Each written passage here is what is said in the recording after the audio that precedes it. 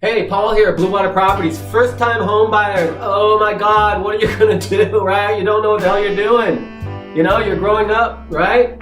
You're probably young, probably just trying to figure it all out. Shit, I mean, stuff's coming to you from all kinds of directions. With interest rates to, where do you look, to the prices, to this, to that, your credit score. Jesus, do I go to the bank? The banker says this. Do I have enough money? What do my scores have to be? Before you do anything, check your own credit. You get a free annual credit report every year. I think it's myfreeannualcreditreport.com. And you can go in and you can get credit scores. If you really want to know, you want to pull all three of them, you get 3 of them for free. You have to pay for the credit score though. And those credit scores are a little bit off from mortgage scores.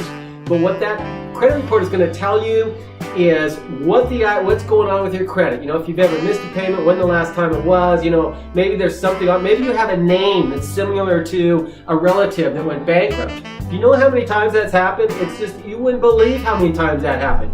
Like somebody junior or somebody senior. So the first thing to do is check your credit, right? Second thing to do, go into the bank, have them pull the credit and do an application. I'm going to tell you a little bit about interest rates. I don't want to tell you about them now, but I'm just trying to get to the nuts and bolts of starting out.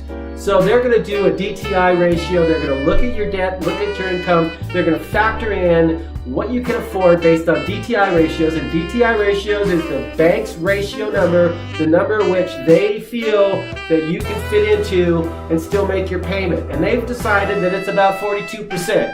And it can go up to 50 depending on credit score. If you got a credit score of 800, for crying out loud, they're going to let you have a higher DTI ratio, debt to income ratio.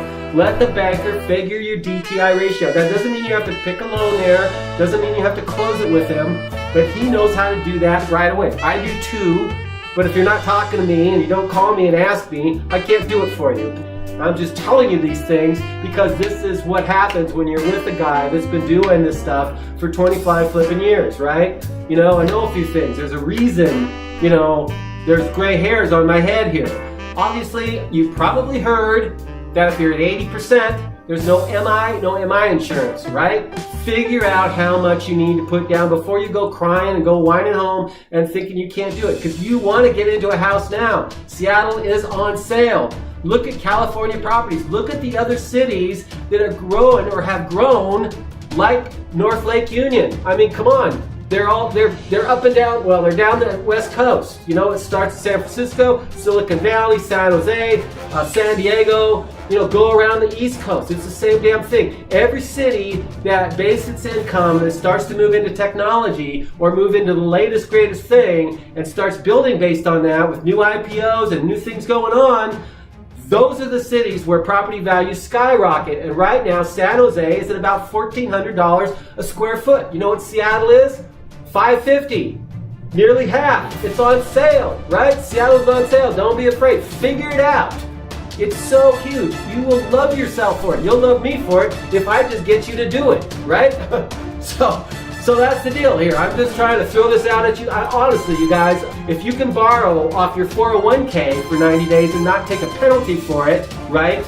And you can get somebody to loan you some money, a parent or something, to pay back that 401k before you have to pay the penalty, why not do that? Use the money in your mattress. You're going to get more return off that property than you will from that 401k interest. Again, little tricks, conceptual ideas, conceptually kind of pull it together. That's when things get complicated. It's like, oh my God, this is too much. If you got a guy like me and we sit down and we start hammering through this stuff, I can kind of pull you in the directions and make it a little more simple. There's whole other areas to look at as far as variable arms and different kinds of loans. But right now, this is where I cut it off and hopefully give you first-time home buyers a little bit of a chance to a little spark in your little bit of spark in your ass here to get you going. Anyway, thank you so much for listening. Again, this is Paul from Blue Water Properties, Seattle, Washington. 25 years in this business. Lived here all my life. You can't go wrong.